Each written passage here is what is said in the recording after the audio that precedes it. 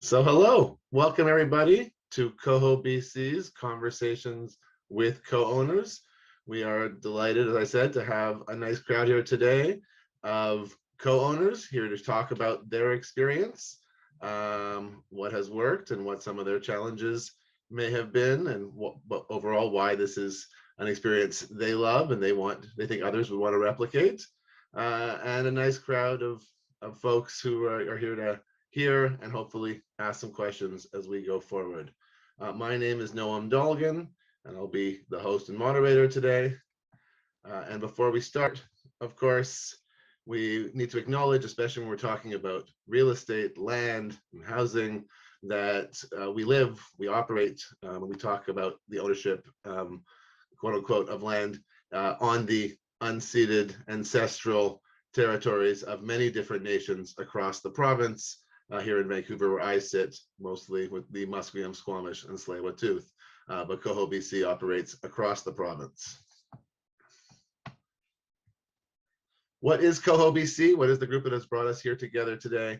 We are an initiative that works to promote co-ownership as a viable housing option here in British Columbia, to provide resources and professional support to assist groups going through the co-ownership process, to assist in the creation of co-ownership groups through a dating pool, a chance to meet other like-minded individuals, families, to create your buyer groups, and to facilitate the resale of shares of property interest to other buyers. So whether you own land already or are going to co-own and then want to look at an exit strategy, we're here to help you resell, find new partners for your land. I'm happy to bring together our panelists today, who are really a great group. We have with us Matt Fiddler, Liz Wilcox, David Hale, and Derek Martin, and they will introduce themselves as they go through. The structure of this evening, if everything stays solid from now on, I've asked each of the panelists to talk for a few minutes, tell their story, what their situation is, what their living situation is, and then I have a few questions, and of course, we'll open up the floor to you guys to ask questions from the panel and just hear from them about their experiences. So again, thank you so much to our panelists for joining us today, and thank you to everyone else who's come to hear. We're going to start today with Matt Fiddler, who is a co-owner in the Horseshoe Bay Cottages, which is a really unique property in Horseshoe Bay. He'll talk more about it, but 8 small homes on 3 lots that a group with the partnership of CoHo came together to acquire this past summer. Matt, thank you for being here, and why don't you tell us a little bit about your story? Absolutely, thanks, Noam. I didn't realize I'd have a cool graphic. This is great. So basically our story, it's relatively recent. We just completed the sale at the end of January. And as Noam said, it's 8 cottages right in the village in Horseshoe Bay. They're at least 100 years old. And they kind of range in size from around 400 square feet to there's larger ones are almost 700 square feet. So as far as we know, this has been a rental property for at least 50 years. But you know, they were inhabited, insured, but on the market for sale. With Noam's help, we were able to kind of get a dialogue going, and we quickly realized that the owner of them, who'd been operating the rental property since the '93, he really wanted to see, you know, obviously in this market, he would be able to sell this property, but he really wanted to see it go to a group or somebody that wanted to preserve the cottages and keep them in their current form and kind of honor his legacy of all the hard work he put into the property. So that's very much our group. And, you know, I'll try to give you the most brief version I can, but obviously we needed to find, there's 8 units. We needed to find households for at least most of them, if not all of them. And we needed to kind of find a way to raise the funds and figure out a way to buy this. So along the way, lots of twists and turns, but we stuck with it and just kind of kept a dialogue going with the seller. And we were able to get some media attention and put together a group, a really awesome group that we have here now. We're kind of phasing people in currently to their units as they become ready. And there's many unique things about our project, but one of the most significant ones is that, as you can imagine, West Vancouver, 2 city lots, it's kind of a big price tag. So to raise the money, we actually added some outside investors who will never live here, but they're just invested financially in the project. So the group is kind of people who are friends, people who came from the media that we got. Heidi, who you see in the photo there, she already lived here with her 2 boys, and we were able to save her house, and she's now an owner in the house that she previously rented, which is awesome. And it's a group of people that kind of came together to breathe new life and kind of update the cottages and keep them going forward as our own homes and our own dwellings into the future. Still lots of work to do, but it's a relatively new project and a pretty exciting one. Very much made possible by Noam and his guidance to kind of show us the business model and let us run with it. And the contacts and professionals like he talked to about earlier that are needed along the way. Thank you, Matt. And Matt really represents a more complicated version of co-ownership, right? Once you start getting into 8+ owner occupiers plus investors, it becomes a corporate structure, and all different questions around exit and around financing and around insurance and all sorts of stuff. But it's another model that has gone on for a long time, co-ops and undivided interest, and there are units that exist in the market you can find that are in similar structures, though Matt and the cottages here have created a really unique standalone structure, which is really nice to see. And I'm sure he will happily take questions, and we will do a session entirely on the cottages at some day in the future. So thank you, Matt, for being here, and I'm sure we'll have much more to ask you as we go on. Our next speaker today is Elizabeth Wilcox. Liz lives in now, or will soon be living in, she'll also talk about it, an East Van duplex with another family. You will see the 2 families here. And Liz is not only a CoHo BC client, she's also our newest staff member, and the newest person to really help guide you through the process, because Liz is now the CoHo BC matchmaker. So Liz can answer lots of questions, both about their experience and about how you can replicate it going forward. So thank you, Liz, for being here today. Hi, everyone. Thanks, Noam. So just quickly, a little bit about my story. So my husband and I, we lived in a 1-bedroom and den, so 680 square foot apartment. And, in this market, we were thinking, okay, we can make this work. We can figure out how to stay living here. And then as time went on and we had our first child, it got a little bit smaller, and we started kind of exploring this idea of co-ownership and trying to talk to family, talk to friends, trying to find someone else to partner up with to do this, because realizing that was one of the only ways we were going to buy property in the city.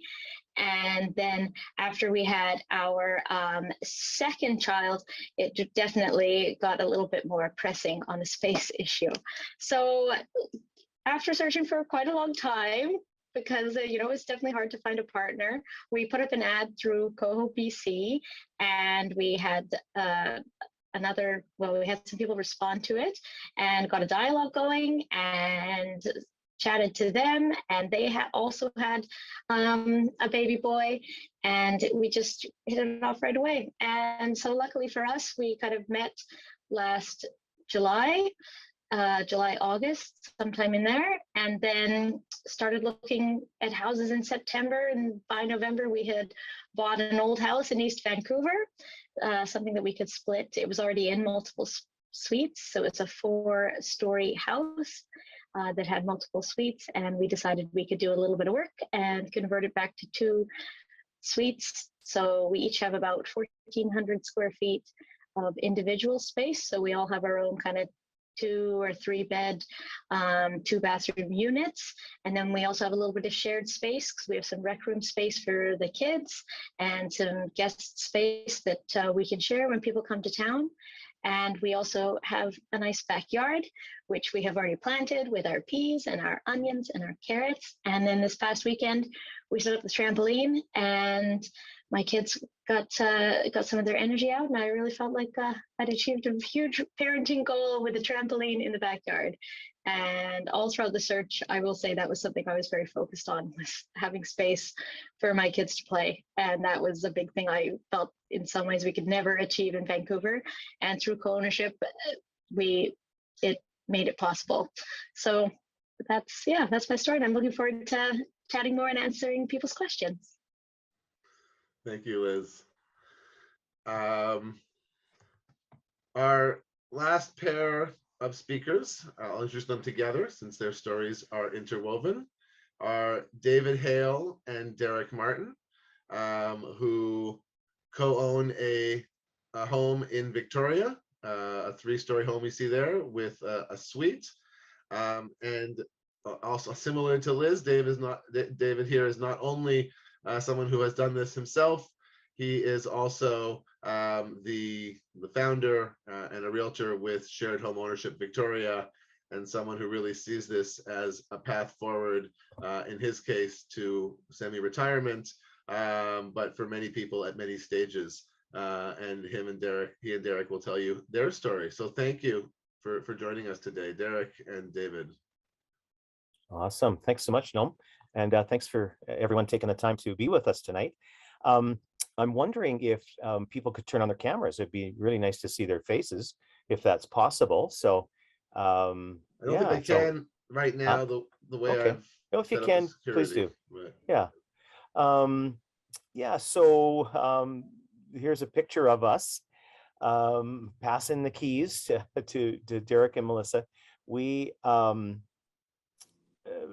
Noam said, I came up with the Shared Home Ownership Victoria idea in 2017, and we never really thought we would use it ourselves, or would never, sell part of our home ourselves. Initially, I was more focused on, helping people get in the market, because the market was so unattainable and unaffordable. And of course, my heart goes out to people in Vancouver that have higher prices than we do. We've crept up to over 1.2 million now in Victoria, so it's been crazy. So we had been renting our house out in the winter time, because we were, for the last, say, 7 years, traveling to the southern United States or places warmer in our motorhome. So what we would do is be Airbnb or rent out our home to help pay the mortgage and so on, and that was working fine. But when COVID hit, we came back and had to come back early, and we had no place to go because we still had the place rented. So that was a bit of an eye-opener for us. And anyhow, Judy and I came up with the idea virtually the same day. Why don't we approach Derek and Melissa? They're good friends of ours. They were in a pretty tight space in a condo, very similar to what sounds like Elizabeth was in. And they had a baby boy, and Derek will tell you more about that. They'd had to give him the bedroom and move their bed out into the living room and get rid of the couch and all that good stuff. So anyhow, it was a good fit for us. We had been trying to, refinance the home and put some money into investments. And because our income had dropped because we were traveling and wasn't selling that much real estate, it was difficult to get money out of the house to refinance. So when we invited Derek and Melissa in, of course, there was now all of a sudden 4 incomes instead of 2. So it was much, much easier to accomplish. And what Judy and I wanted to do was really travel anyways. So it was a perfect situation. We sold them the top 2/3 of the home, which is a separate suite. So it was about 1,600 square feet. Versus what they were in, about 500 square feet before. And so the downstairs has a legal bachelor suite, plus we built a little teen suite for my son. So we've been able to continue to rent that suite out. If we want to take it back, we can. if we decide that we want to be in Victoria, longer periods of time every year. Right now, we're happy with traveling, so it's just fine the way it is. And it's working out really well for us. And that's probably enough out of me for now. And Derek, if you're able to take the screen. Yeah. There you are. There's Derek, our partner. Hey guys. Yeah, like as David said, we have Melissa and I have a little boy, and he was almost 2. And the situation we were in, we had a neighbor that was awful. We'll just leave it at that, and really started making us start to look. And I'm just starting my career as a teacher, so I still didn't have a contract where I could count on having an income. Like, I was just on call. And so the mortgage people said, oh, we don't really like that. And so we were kind of starting to feel a little stuck. And then when David and Judy called and asked if that's what we wanted to do, we got excited about it really pretty quickly, because now, because of our 4 incomes, we now were able to buy something there was no way that we would have been able to buy without. I think they offered us like a little over 400,000, which wouldn't get us anything in this city. So we really couldn't say no, really. Everyone we asked said that sounds like a great opportunity, and so we jumped at it, and we couldn't really be happier. We have 2 floors. Jackson has like tons of space to play. He can run around freely in our house, which he couldn't do in our condo because of our obnoxious neighbor. And it's a home. It's a home for the 3 of us, instead of just being somewhere where we live. And that's really, in a nutshell, what it's been like for us. Is now we have our home. Yeah, that's all I can really say. Yeah. I love your guys' story on multiple fronts, but I mean, it really highlights the synergy, right? The fact that 2 of you separately who really couldn't qualify, I mean, in this case, one is a sale, but couldn't qualify for financing or mortgaging on your own, couldn't really afford the kind of property you would need on your own. By coming together, really can accomplish much more, and not just because it's a lower price per square foot, right, than buying a condo, but also because of the way the banks work. You could utilize some of David and Judy's equity and their ability to qualify to help you qualify for your portion of the mortgage, and vice versa, which allowed them to access their equity. I mean, there's just there's a lot of reasons why people get into co-ownership. So the first question I have for the group here today, and I'll start to encourage folks to put questions into the chat, and a little bit later we'll open up the audio if people want to ask them directly. But if you didn't share it in your opening, what really were the major motivators that brought you guys to consider co-ownership? I think Derek, you talked about that a lot, but what were they all financial, or were there other things that really brought people here to consider this in the first place?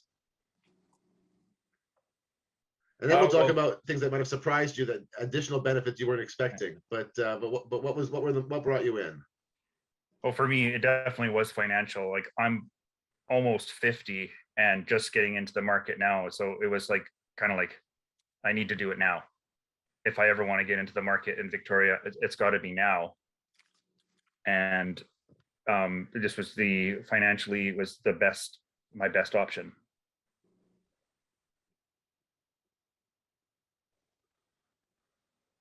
Matt, do you want to talk a little bit about what brought you to this? Yeah, absolutely. So definitely financially, and you know, it's very similar to what he just said. I wouldn't have any other options. But my situation is I was very fortunate to have a 4-bedroom house in Mount Pleasant, kind of Riley Park area, with a big backyard in a fantastic neighborhood of Vancouver for about 15 years. So I initially moved in with friends and way back in 2007, and you know, they moved on as they do, but it was always just a kind of a rotating cast of friends sharing it with me. So I was already kind of co-living, but just in a rental, like, and but I got to play house in a house, as you know, a detached single family house in a neighborhood that I wouldn't normally afford.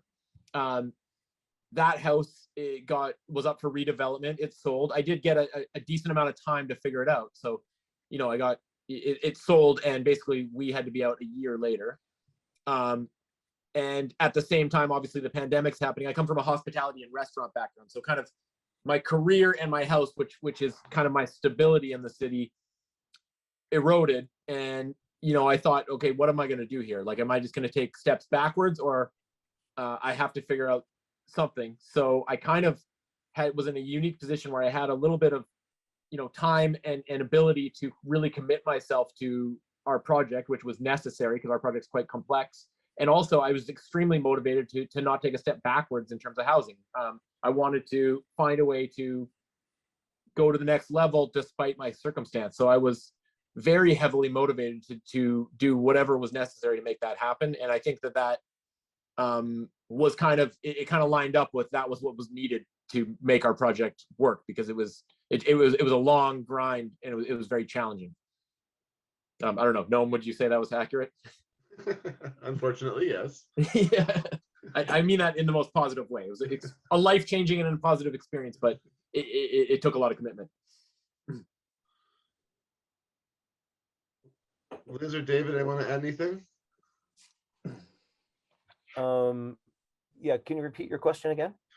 The question was, what any motivators that you haven't talked about? I mean, you guys talked about your retirement goals, but were there other things that really drove you to consider this as your option? Well, I guess, you know, we had some short-term, you know, bridge financing opportunities and that was the motivating reason for us, that we wanted to get some you know, equity out, so because friends of ours were investing and they were doing really, really well, and I could see it as our ticket to retiring, semi-retiring, and traveling, and you know, having income come in on a regular basis. And you know, we've been pretty excited about traveling for the last, you know, 7-8 years. And you know, for us, you know, we're in our 60s, and you know, looking at the fact that, you know, don't know what our best before date is, you know, or expiry date, and we've got a pretty long bucket list. So you know, I didn't want to waste any time. You know, I saw that as my ticket to freedom. And you know, it was great for us. It was great for Derek and Melissa, because you know, we were really helping each other achieve the goals that we wanted to achieve. So it was really you know, a total win-win-win situation. Yeah. And I'll add, I'm not a panelist here, but I live in intergenerational housing on a property where me and my family, my kids are in the main house, and my father is in the laneway house.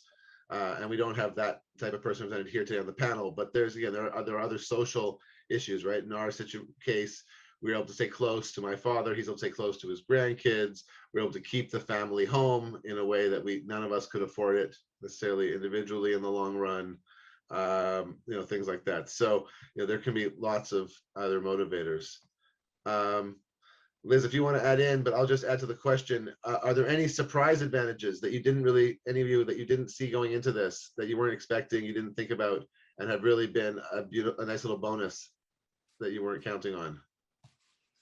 I'll jump in and I'll say that another great aspect, like for us, was that even though we wanted the house and the yard and everything, I think that part of it also was having a little bit of community and a little bit of kind of family support with the kids, as the kids can kind of bond and have more people around. So we were also looking for that. And I will say it's really nice to have people to like work on yard work and stuff with, and not have the full responsibility of having to take care of everything, or have it's nice having other people around to bounce ideas off of and do some of the maintenance and the work, especially on a big house. I just wanted to chime in. I was talking with my wife Judy earlier, and about some of the things that one of the things, she wasn't really excited about giving up her house to start with. She's kind of back and forth, and like had a bit of a difficult time giving up her house, because that was her pride and joy.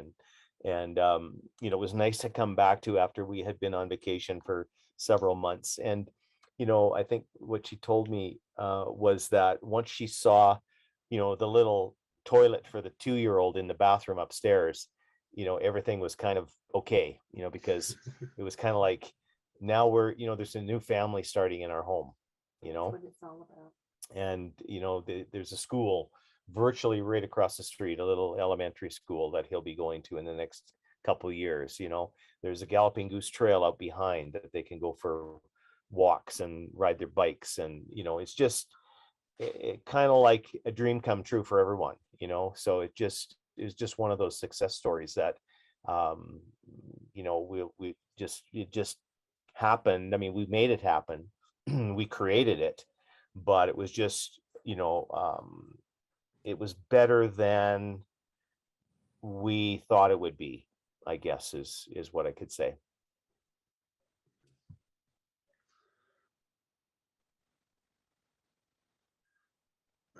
We, Derek, please. I'd like to add, like, just like kind of the added kind of the family, I guess you could say. When David and Judy are in town, it's kind of like having an extra set of grandparents for Jackson. He gets excited to see them. He's like jumps up and down when he sees them. And I guess it also, I guess, a little bit added security too. Just knowing that there's somebody there that we can count on. Like even when they are away, I just know that they're there, that we can count on them. That's just the added security and added bonus family, basically. Thank you. So we have a very good question from the floor. So first is excellent examples. Thank you. Each of you articulate the need for dialogue, and clearly dialogue, process, planning is something we really focus on here at CoHo to set you up for success. So the question is, can you comment on what was really important in terms of dialogue with your co-owners?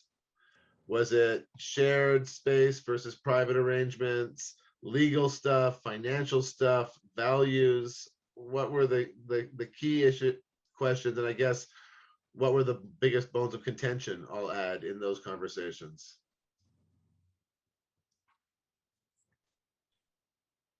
I think, one of the things that happened with us, like I was kind of like the creator of this idea. So it was kind of like with Derek and Melissa, they had to sort of face off with their parents, right? And like, what are you talking about? You're gonna share a house, you're gonna share a mortgage, you're gonna all be on title together. Like, how is this all gonna work, right? And the more they thought about it, the more they talked about it, the more they were open about it, all the questions were answered, and all the fears kind of went away. And maybe Derek, you were closer to that whole conversation than we were. I mean, for me, it's like, it's a no-brainer. It's like, this is the future. We are not going to be able to have people buy homes in the future without sharing them. It just fits into the sharing economy. It's just that, if a house in Vancouver is 1.8 million now, what's it going to be in 10 years? It's going to be probably 2.5 million. Same thing in Victoria. it's going to probably be 2 million. How are people going to afford to be able to get into home ownership without doing what we're doing?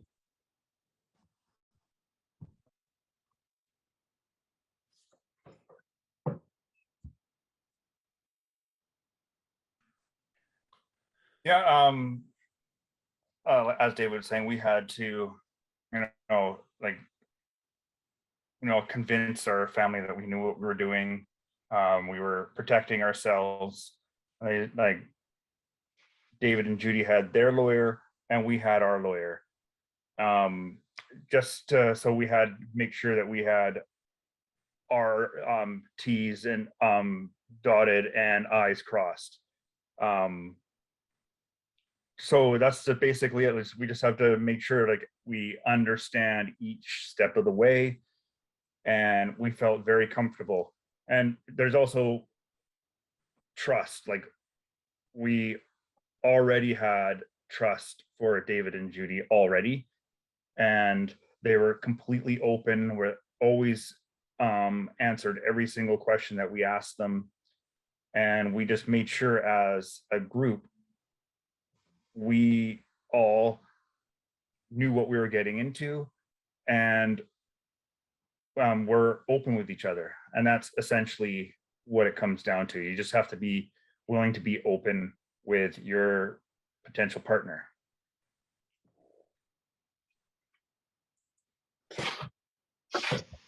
Yeah, so I'll agree with Derek there. There's a lot of transparency. There's a lot of communication.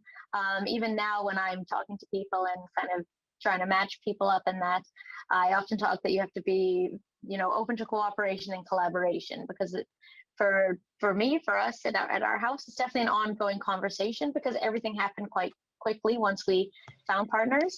The initial thing was that, and so did our timeline. And then it was kind of an ongoing conversation about what everything's going to look like, who's doing what are we doing here, what are we doing there.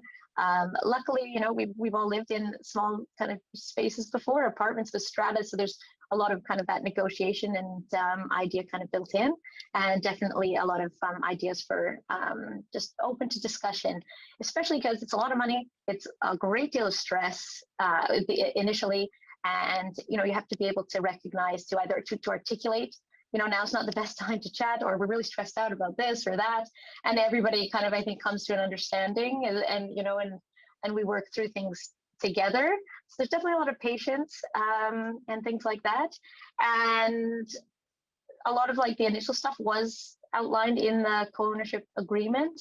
So that's a lot of things around kind of like just the split shares, what shares get owned, a lot of stuff about exit strategies, a lot of stuff about building up a reserve fund for the house overall, and just different kind of thinking through all the different what ifs. What if this happened, then what would we do? So we've definitely had conversations around those different pieces, and stuff is included in the agreement.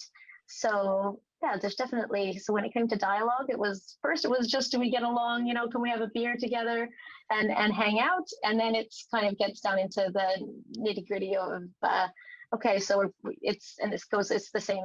There's definitely a degree of trust there, and then backed up by the agreement is what I would say. So because yeah, I mean, in these markets, it's all our money, so gotta kind of have both.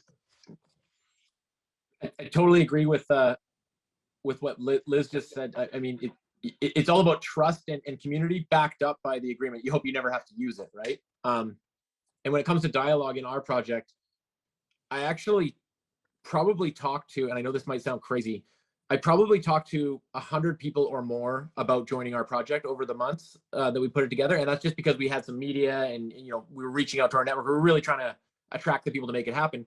And what was interesting in that process was seeing a big sample size like that, you kind of can quickly see what makes it work. Something about our property is it's on a steep slope with a lot of stairs, and the units are relatively small. They're 450 square feet for lots of them. And lots of people, when they first talk to us, would be like, wow, this is a lot of stairs. I don't know, that's going to be an issue for me. And these are really small. Is there any way we can make them bigger?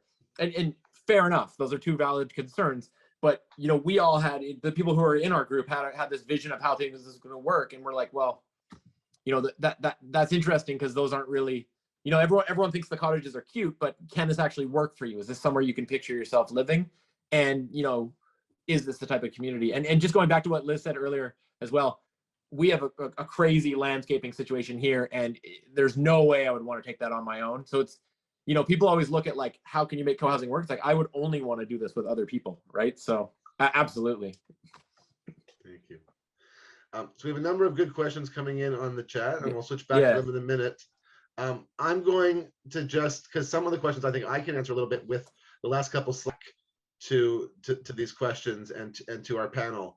So there were questions basically about how do you find resources on co-ownership agreements, how do you get involved in the matchmaking systems, etc. So that's what this next slide is all about. So thank you for the bridge. At CoHo, we have a lot of resources. So we really recommend you go to our website, you read the guide to co-ownership, which is kind of the introductory system. There are questions about what goes into a partnership agreement. And I think one of the most exciting things is most of our past sessions, especially with some of our guest speakers, are on our YouTube channel. So we have lawyers who've spoken about the partnership agreements with family, just in general. We have a number of different things you can look at, you can watch to give you a sense for some of these many questions. We do have a whole matchmaking apparatus headed up by Liz, which includes on our website a survey that you can fill out to let us know about you so that we can actively start matching you up. Classified ads, which we'll talk about in a minute, to give you a sense of who's out there looking for what. Maybe you'll find a project that matches you. If you don't, we can build an ad around you to see who responds. We have events. Our next Let's Make a CoHo matchmaking evening, where we come together on Zoom and meet each other and see who's in different regions, is on June 7th.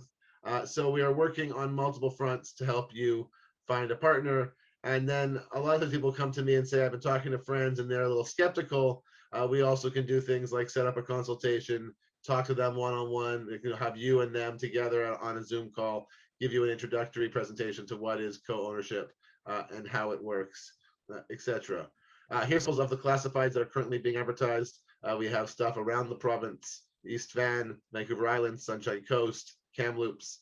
So really a lot of possibilities. And sorry, there's not enough time to read those now, but go to our website, look under matchmaking and find classifieds, and you'll find this and many, many more. And as I said, we have events coming up.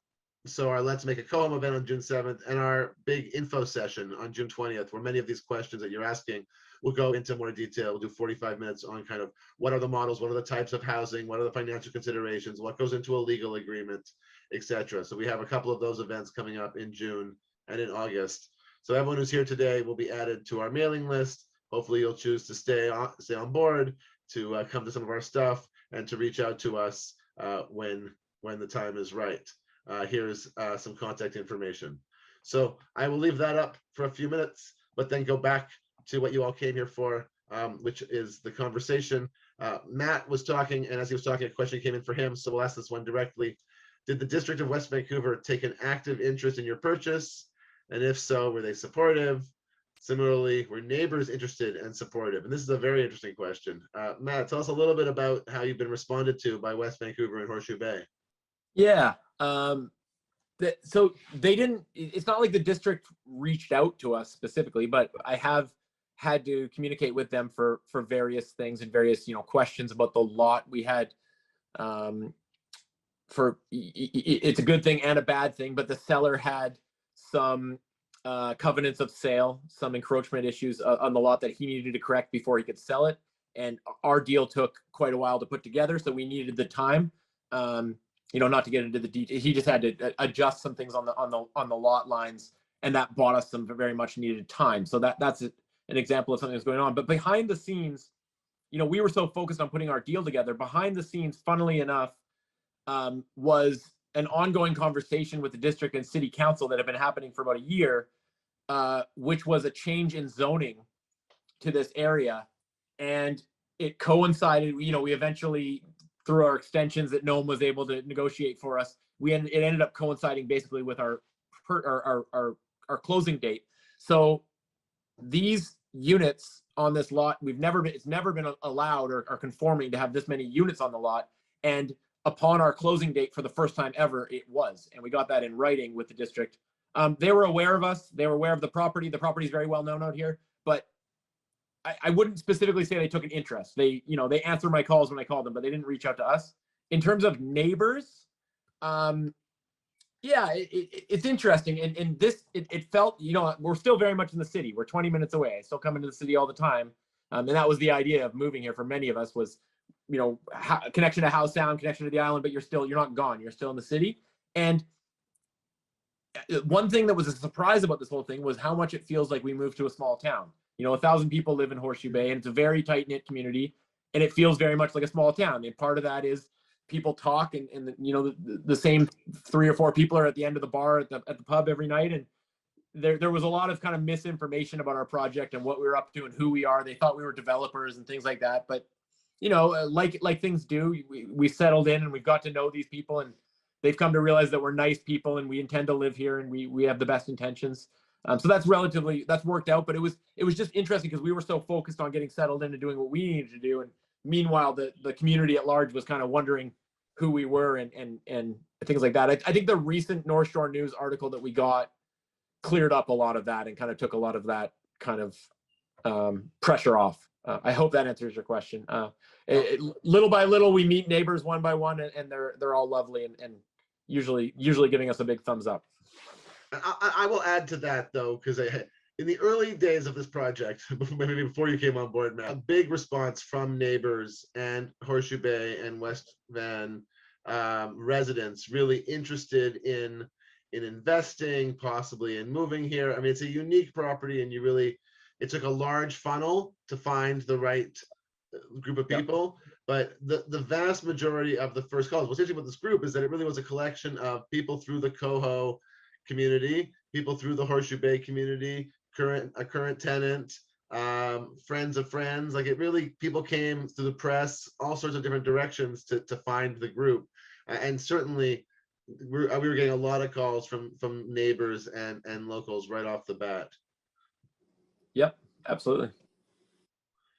I'll just add one quick thing, and it's not for sure, but some of the people we're in talks with of potentially joining or collaborating with are, now that we're kind of settled in and we're more part of this community, it's most likely that's the way it's going to go. Is we're going to try to keep, our future interests of spots will open up over the years of kind of in the community whenever we can, the very local community.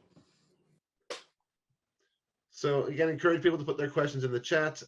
Some basic stuff here. We've talked a lot about the advantages, but I feel like it's not fair without talking about the challenges, because if it were all roses, clearly we'd be doing it all the time. But there's a thorn occasionally on there that we have to learn how to navigate around. So people want to talk a little bit about the challenges that they've faced, how they've dealt with disagreements, and a little bit about that, the realities of co-ownership and how you make sure they don't derail you.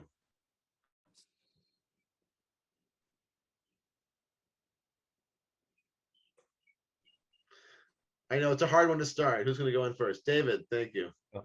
Yeah, I can't think of any.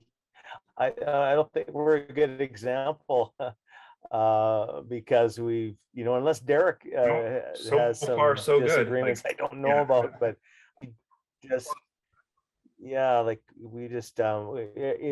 it's really super clean. We actually live in a strata, so there's a strata fee that gets paid, and the landscaping's taken care of. So I mean, it's pretty simplistic, I think, the deal we have.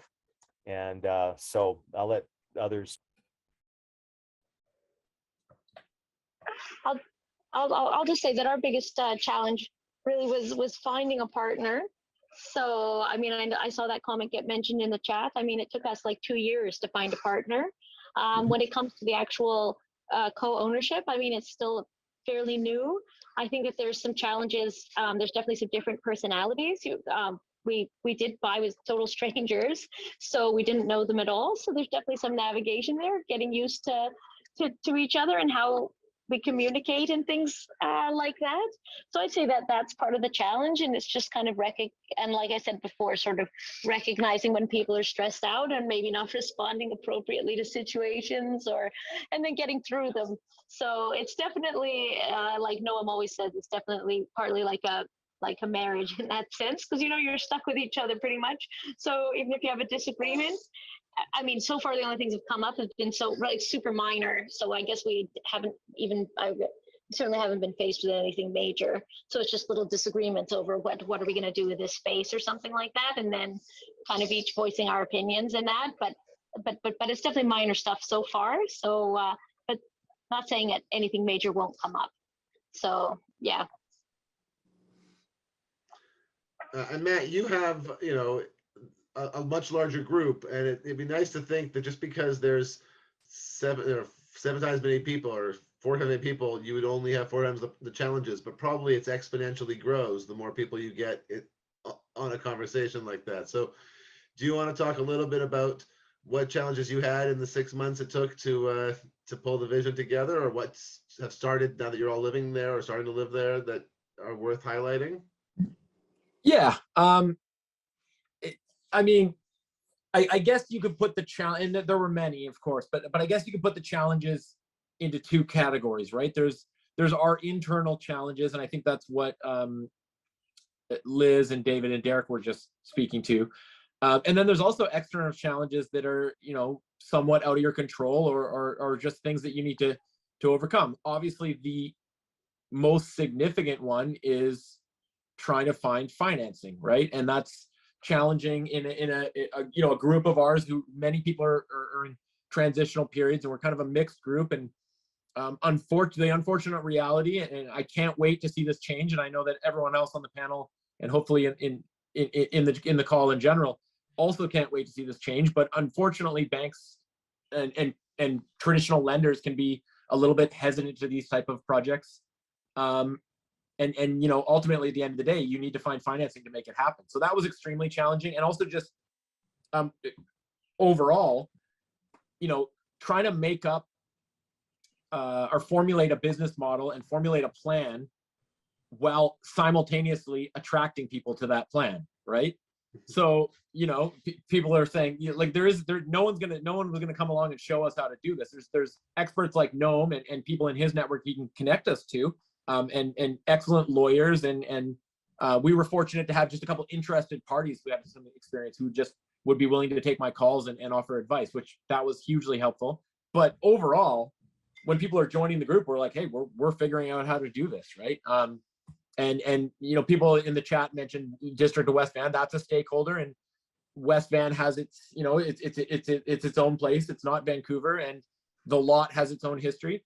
There's the financing, and there's all sorts of external challenges like that. I'll give you one example. Getting the property appraised, that's a necessary step for financing. For me, it's like, you bring in an appraiser and you pay them, and no problem. It was extremely challenging to find someone willing to appraise this, because, and this is all things that I've learned along the way, and not to get into the weeds on the appraisal part, but there's a standard that appraisers need to follow, and to appraise a property, there needs to be comparables. And if they feel like it's going to be difficult for them to find comparables, they might feel that their appraisal is not up to their standard, so they aren't willing to do that.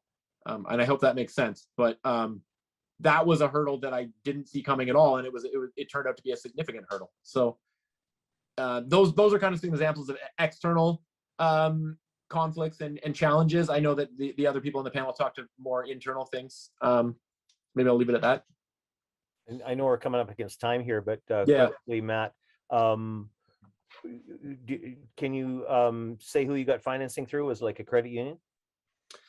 We don't currently have, we've talked to various credit unions. We don't currently have financing through them. We've basically through our network found a private company that was willing to finance our project. And just to speak to someone in the chat who said, this is making me feel like it's possible. That step is a perfect example of the fact that, yes, it absolutely is possible. And you might need to think outside the box. You might need to be a little bit relentless, but it absolutely is possible. Thank you. So I'm going to speak to a couple of the questions that are coming in around conflict resolution as well. The first one to say again that as an organization, this is really one of the things we try to set up, right? So is making sure you have that legal agreement which has these mechanisms that you're asking about, and then when there is conflict, being able to go to it. As somebody mentioned here, usually when you lay out the questions in advance, it often eliminates the conflict entirely. But when stuff comes up, we have a woman, Lisa Barrett, who's a trained mediator who specializes in housing mediation, co-ops and co-housing and family housing disputes. And she's available for stuff like this. When Matt and the college group were forming, they met with co-housing consultants and looked at models of other communities across North America for what values and decision-making processes they used in their community. And they, I believe, took on a consensus-based model with a backup of a majority or a supermajority voting system if things can't get decided upon.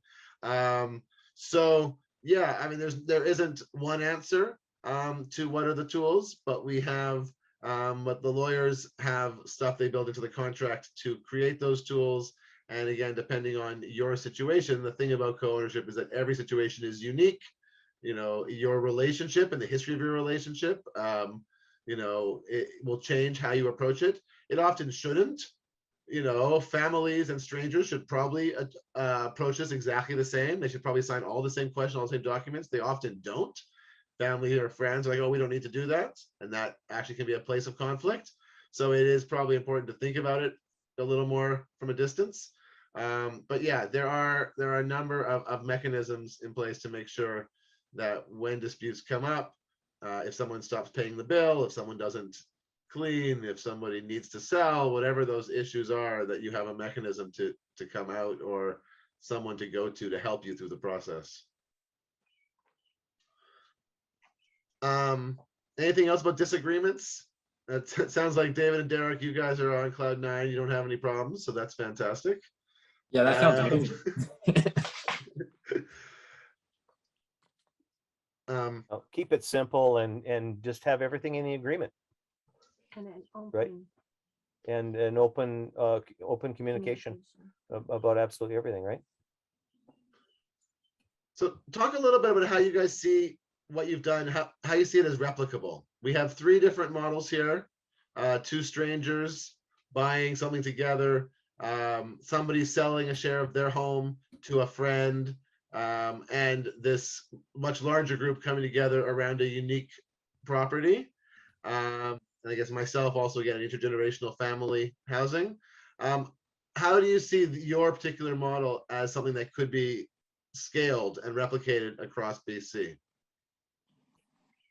Well, I can chime in if you want. I see sellers our age, that have been in their home for quite a while, have a fair amount of equity in their home, and are sort of, stuck with a big yard, lots of maintenance, high tax bill, possibly lower incomes because they're maybe, living on pensions or whatever, investments.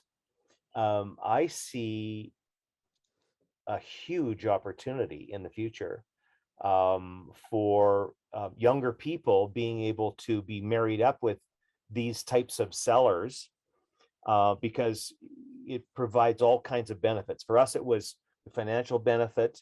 I could see, having a younger partners, to help with yard work, to help with maintenance, to help with Christmas lights, to help with, trimming trees, all those kind of things that get a little riskier as you grow older.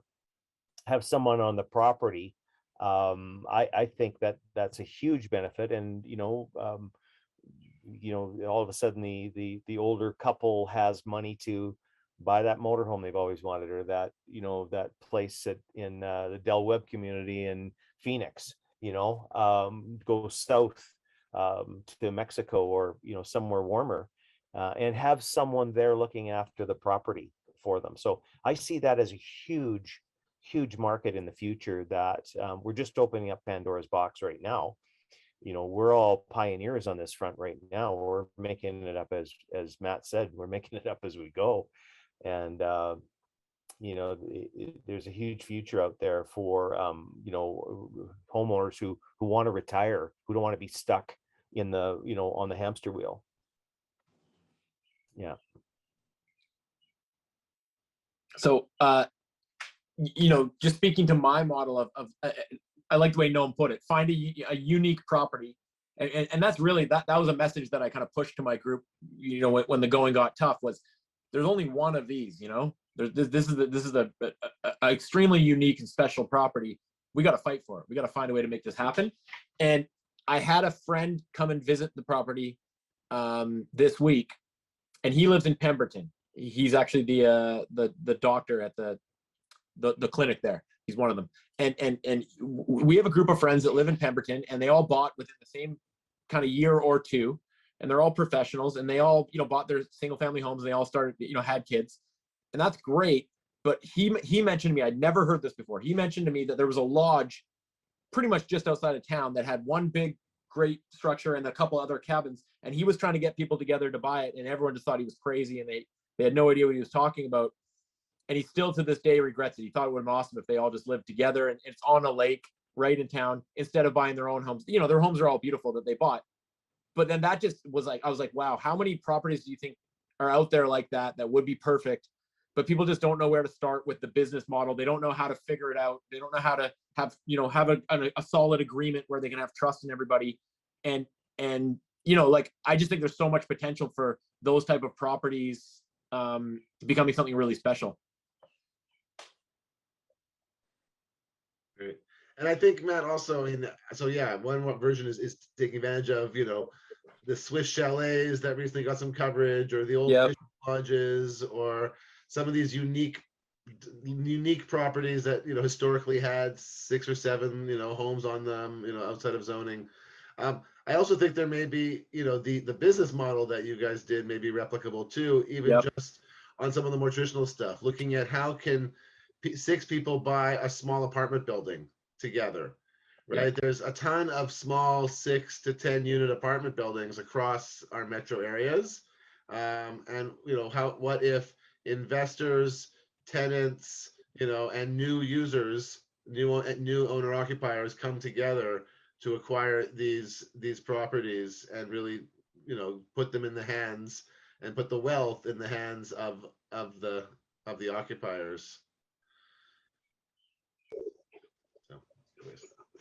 Yeah, and I just want to say that I think that ours is totally replicable, because no matter what they're saying about all the Vancouver plan and stuff, I don't believe that every family wants to live in a condo, and all of that. So I do believe that for people who are able to buy a condo, that there are ways to kind of partner up, find people. It did remind me that one challenge, kind of external challenge, is sort of the societal. It hasn't grown as a great idea to some people, so there is that level of convincing of externally, but I think it's replicable, because I always stand by the fact that we can do more together than we could do on our own, and that was a big deal. Yes, we were fortunate to have $1 million and have other options that we could do on our own, and I certainly feel lucky about that. But we didn't want a 2-bedroom, 2-bathroom condo, so so I think it's replicable for people to kind of join up and see what they can do together, working together.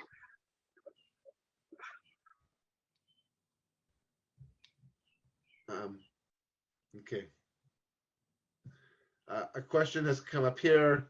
For me, it looks like, are there conflicts that emerge with local governments if you want to buy a large single-family home and establish a couple of more separate units? Some local governments are more permissive than others. So the answer is yes. You really have to navigate the zoning, to navigate, some of these old historic properties that may be grandfathered in, or in David Hale's case, they made sure the legal suite, which protects you from the city coming along in the future. If you want to live collectively, many of our municipalities have old anti-boarding house rules that don't allow strangers to live together. So you have to understand the risks that you're taking. But again, that zoning or that historic stuff is what you take advantage of, right? What allowed Liz to buy a house that is zoned for legally two suites, allowed David to do the same thing, and Matt. So that, yeah, that's where, again, one of many reasons why you should be working with someone like myself in Vancouver, someone like David Hale in Victoria. We have someone else, Brian, Mid-Island, and we're putting together a network across the province. The next one here, this has all been great to listen to. How common has it been for silent partners to come on board and help with purchases for individuals who cannot do it on their own? So silent partners is an interesting one. Matt can talk about his example. How common is it? Is generally it happens with family and friends, right? It's not common to have strangers coming along, but there is lots of historic examples of banking mom and dad. But instead of, they're not ready to give you the money. Let's say they have one kid in Saskatoon and one kid in Vancouver, very different financial needs. So they invest in your property. There's a great example of a shared owned collective ownership and collective living house in Vancouver on Lakewood, where it's a combination of friends in the community, owner occupiers, who've come together to buy this property. So the silent investors are usually people in your community, but we're trying to build that network out a little bit more broadly in CoHo as well. And I would love to see a world where there are funds, and actually there's one in Ontario now called Our Borough, where basically they will co-own your property with you and things like that. So as an investment scheme, doesn't community build or other things, but there are models that are coming out there.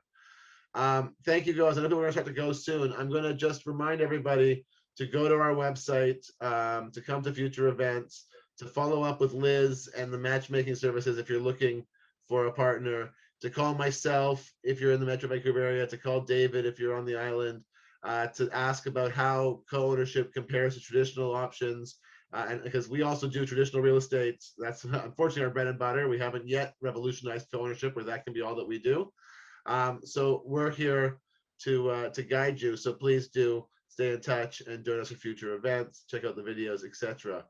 The last question I want to put to the panel is to ask if you have any fun anecdotes of co-ownership that you want to share. Any interesting stories or cute examples, scary, funny, that you can leave us with to send us on our way this evening. And again, Yeah. thank everybody who came, to our speakers, to our attendees. If you have to run off, we'll understand. It's been a really great conversation, and I'm delighted. We will do this as an ongoing event. And so, yes, let's hear your stories. So one of the cool things about our project is, as I mentioned, I was living in a house shared with friends already, but they're kind of the same demographic as me. They're my friends. And what's really cool about our project is we have a really wide group of people, and that's something we kind of wanted to. We didn't want to force it, but we were very much open to that. We have people that have just moved out, and this is their first place away from home, and their parents are helping them out. We have people who are nearing retirement age, but also are first-time home buyers, and we were able to make that happen for them. The majority of our group, by the way, are first-time home buyers, which is exciting. We have a single mom with 2 kids, but for me, it's like, I don't normally have a living situation where there was children around, and now I do, which is great. They're wonderful. One of our, we were talking to the youngest boy here, and he was just kind of getting to know everyone, and who are you, and who you have in your household. And one of my neighbors and one of our partners here said, oh yeah, this is me and my partner Rob, and we have a doggy. But he misheard her, and he thought she said that she had a donkey, and he just believed her. And for weeks he was begging his mom if he could go up the hill and go see the donkey, and we just kind of let it happen. We just kind of rolled with it. So that's definitely a adorable anecdote that we got to enjoy for a while. But unfortunately, he's since discovered that it's actually a doggy. He loves it all the same. That's awesome. Thank you. Yeah. I don't really have anything funny. Dad, did you want to say something, Derek? I don't know if it's funny. It's just one thing it's been since I was a kid, since I've lived in a house where there's the usual upkeep and like getting close to winter, like starting to winterize the house. Like, you have to winterize the house? Like, what does that mean? So like getting the taps ready, so for the cold weather. Like, it was nice being able to live in a situation where there was someone to that had already lived in the place for a while, and B, just like knew what needed to be done, instead of it being a big surprise with frozen taps and stuff like that. So it's not really funny, but it's just like nice to have kind of like a buddy to help us out. Right. And hey, what about the Christmas tree? I think Yeah. it was the first Christmas tree, wasn't it? Yeah. Oh yeah. Like, we didn't have a Christmas tree because we didn't have the space for it. So we used David and Judy's tree. Well, we got to put it up together. Yeah. Yeah, that too. Yeah. Right. We did it as a family. It was great. Yeah. Yeah. So with Derek and Melissa, they moved from like a 550 square foot home to like 1,600 square feet. Yeah, I know. And what Judy and I were doing was becoming minimalists. We were traveling a lot of our time in a motorhome, which is, very tight space. First motorhome we had was 23 feet and then 32, and now we've got a 40-foot, but still, we have very limited space to put anything. So it was great to be able to essentially gift or lend a lot of our stuff to Derek and Melissa, who really appreciated it, having a dining room table and a couch and an extra bed and all that kind of stuff. So that was one of the benefits, for us. We were able to downsize, become minimalists, and Derek and Melissa were able to gain. So it was just a kind of like one big family, sharing what they had, and yeah. So Which is from like Melissa was just saying earlier today, was this piece of furniture something that they gave us, or is it a lend? And I was like, I can't remember. It only matters when you go to throw it away, right? Yeah. You can't throw away something that's been lent. Yeah. yeah, what, you threw that away? So somebody was talking about disagreements. Well, I guess that's about the only area. What? Yeah. Why? How come you threw that Christmas tree away, Derek? Yeah, but we don't even know what we have anymore, so Yeah. we're pretty easy going. Liz, do you have a story you'd like to add here at the end? No, my best one was just the trampoline. I was trying to figure out how to share the video, but so far nothing. That's the cutest thing. Is a 4-year-old and 2 1-year-olds running around on the trampoline, just having a blast, which is just totally fun. So. Well, I'll just say that watching these groups come together this last year, particularly watching Liz and her group really hit it off immediately. We tried to set them up on a date. I made this whole plan to bring the families to the playground. We'd all meet. And I got there and they're like, oh, we've been talking every day for the last 2 weeks. Like, we know each other already. You're like, now find us a house. And I was like, oh, I was getting ready for a whole matchmaking process. And it's, and then also watching kind of the cottage group come together, and see different people come, the group form and storm and normalize, and there's all sorts of fancy language for this, but and then to be able to watch the process to really, to have started off myself and then handed it over to the first group of people who have the tenants who kind of took it the first stage, and then Matt, who stepped in and really took it the next level. It's really been neat to watch how these processes really gain momentum, right? Once they start, if you can just find the right people and the right property and the right vision, these things can really spiral on each other. And so it sounds like David and Derek had that too, in that they really, once they saw the vision, it was just so obvious. They knew who to go to. It worked for everybody. And so it's nice to see how kind of once you have a vision and a structure, it really does come together. So for folks who are afraid of this, like, really call us up. We'll help you pitch it to your friends and family. Liz will guide you through the creation of a classified, or the setting you up with other people on the other classifieds, and hopefully you hit it off and you're out there shopping and making it happen. And you'll be on the next conversation with co-owners in the fall or one down the road. So thanks again to our panel. Thanks to everyone who came. And please do follow up with us. And we look forward to helping you get set up with the right community, the right house, and the right vision to make sure that you're successful. Thanks so much for putting this all together, Noam.